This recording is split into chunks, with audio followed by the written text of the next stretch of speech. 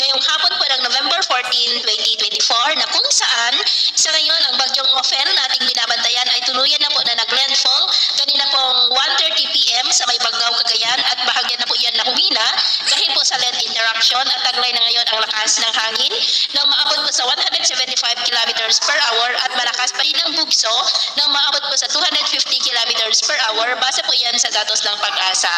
At ngayong hapon, base po dito sa weather model na ating ginagamit ay nasa coastal waters na po ng Aparri, Cagayan at tinutumbok na po dito ang Babuyan Islands at posible ulit na mag-landfall dyan mamayang gabi sa may Babuyan at bukas na umaga ay nandyan na sa kanlurang baybayin ng Batanes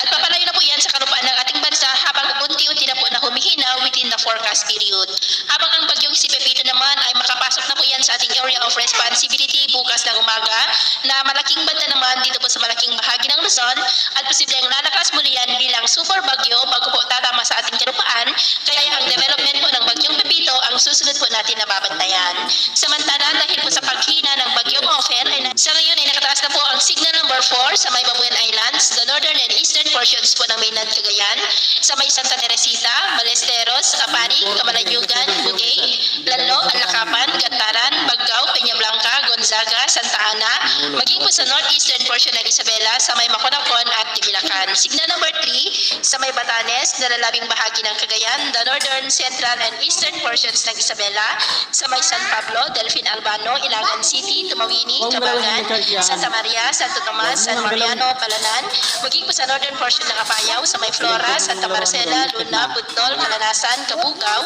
maging po sa northern portion ng Ilocos Norte, sa may Pagudpon, Adams at Tumalneg. Signal number 2 sa western and southern portions ng Isabela, sa may Quezon, Quirino, Manlig, San Manuel, Aurora, Cabatuan, City of Kawayan, Benito Salven, Nagilian, Gamu, Burgos, Riana Mercedes, Luna, Rojas, Angadanan, Alicia, San Guillermo, Etiague, Jones, San Agustin, San Macho, San Isidro, Dinapigue, nalalabing bahagi ng Apayao, Kalinga, the northeastern portion ng Abra, sa may Tineg, Lapub, Malibcong, Lagayan, San Juan, Lagangilang, Dikwan Baay, Tagimon, at maging sa eastern portion ng Mountain Province, sa may Paracelis, eastern portion ng Ifugao, sa may Alfonso Lista, at sa nalalabing bahagi ng Ilocos Norte.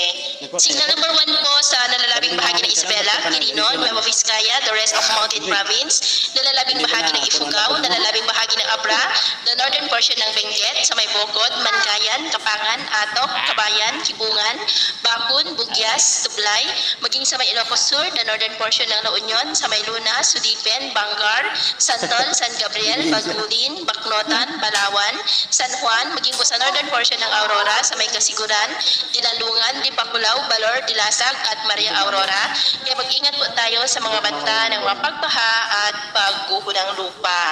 At sa atin naman po mga baybayin, bawal na po muna ang papalaot sa buong seaboard ng silangan ng Northern Luzon, buong seaboard ng silangan ng Central Luzon, maging sa northern at eastern seaboard ng Catanduanes, at ganoon din po sa mga baybayin ng extreme Northern Luzon dahil ang mga anod po dyan ay posibleng aabot hanggang sa 4 to 10 meters height, epekto po ng bagyong si Ophel. Kaya hanggat maaari po ay iwasan na muna natin ang papalaot dyan sa mga may kulay pula para mas makaiwas sa mga sakuna.